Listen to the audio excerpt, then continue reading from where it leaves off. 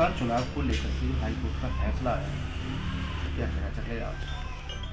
देखिए, इस सरकार की मंशा ठीक नहीं है। ये सरकार पिछड़े वर्ग के लोगों का आरक्षण ख़त्म करना चाहती है। अभी इन्होंने पिछड़ों का आरक्षण ख़त्म किया है, आने वाले समय में दलितों का भी आरक्षण ये ख़त्म करेंगे। बाबा साहब भीमराव अंबेडकर ने जो संविधान में पिछड़ों को और दलितों को जो स्थान दिया था, ये बाबा साहब भीमराव अंबेडकर जी के लिखे हुए संविधान को छिन्न भिन्न करना चाहते हैं और एससी ओबीसी का आरक्षण ख़त्म करना चाहते हैं।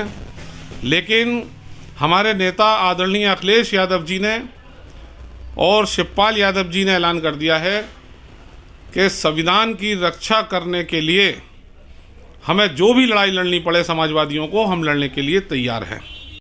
आरक्षण को लेकर जो कोर्ट का फैसला आया है, उसको लेकर के क्या कहेंगे? बंधु, कोर्ट का फैसला नहीं है, ये सरकार का फैसला है।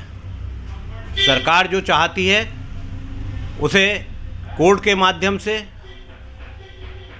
या अपनी राजनीतिक माध्यम से उसे अपने अनुरूप तब्दील करा लेती है। सरकार लोकतंत्र का नाश करना चाह रही है। ये भाजपा वाले सिर्फ एक छत्र राज करने के लिए पिछड़े वर्ग का सामूहिक नाश करना चाह रहे हैं।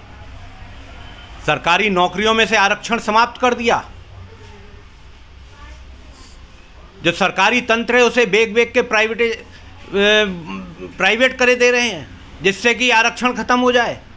अब राजनीति में अगर थोड़ी सी हम पिछड़ा वर्ग वाले आवाज़ उठाना चाहते हैं तो उसको भी ये सरकार कोर्ट के माध्यम से ख़त्म करने पे लगी हुई है। इसके ऊपर हम आवाज़ उठाएंगे, चाहे हमें अपनी आप को कुर्बान करना पड़े, चाहे हमें इस भाजपा वालों के खिलाफ भयंकर से भयंकर आंदोलन करना पड़े, लेकिन हम पिछड़ा वर्ग की आवाज़ को भरपूर तरीके से उठाएंगे।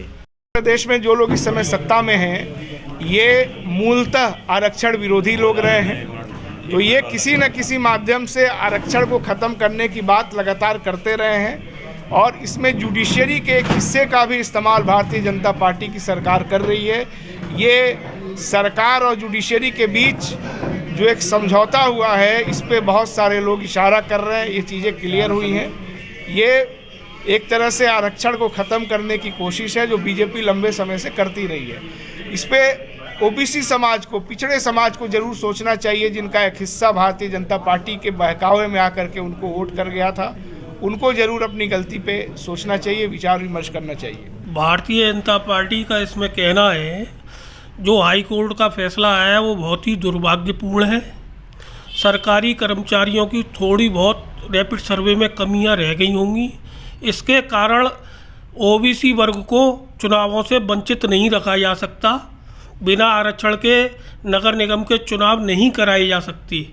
मेरा मानना है सरकार के द्वारा जो हाई कोर्ट का निर्णय आया है उसके खिलाफ हम सुप्रीम कोर्ट जाएंगे। सुप्रीम कोर्ट जाने के पश्चात पुनः रैपिड सर्वे कराकर चुनाव कराया जाएगा। चुनाव भले ही थोड़ा विलम्ब से हो।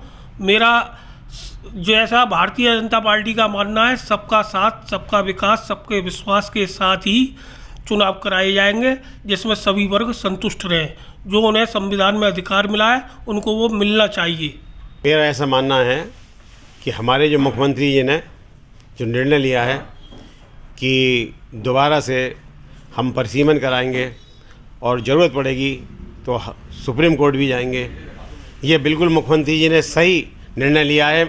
मेरा ऐसा मानना है कि हर समाज का इसमें प्रतिनिधित्व चाहिए और अगर जब तक हर समाज का प्रतिनिधित्व नहीं होगा, जब तक चुनाव कराना मेरी समझ से बिल्कुल बाहर है। ये निर्णय बिल्कुल सही है कि माननीय मुख्यमंत्री जी ने ये लिया है कि मतलब हम दोबारा परिसीमन कराएंगे और दोबारा परिसीमन होकर ही नगर निकाय का चुनाव नगर पालिकाओं का होना चाहिए। विपक्ष आरोप लगाता है कि कोर्ट और सरकार मिली हुई है, क्या करें? नहीं, ऐसा कुछ नहीं है। अगर मिली हुई होती तो चुनाव पहले ही हो जाता, क्योंकि मतलब कोर्ट अपनी जगह काम कर रही है और सरकार अपनी जगह काम कर रही है। लेकिन जो ओबीसी का जो आरक्षण ख़त्म करके सब सीटों का जो सामान करने की जो बात कही है वो सरकार ने बिल्कुल नहीं मानी है, जो कि एक सही बात है।